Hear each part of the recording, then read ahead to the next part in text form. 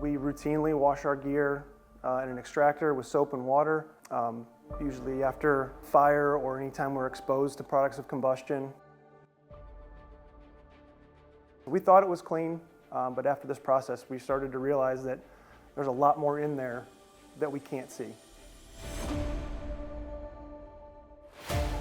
The results have spoke for themselves. Seeing just a few videos of gear coming back and the stuff that we were able to get out of it. It was great education for everyone to see, that what we're doing now through 10.8 and through the ISP is a huge benefit.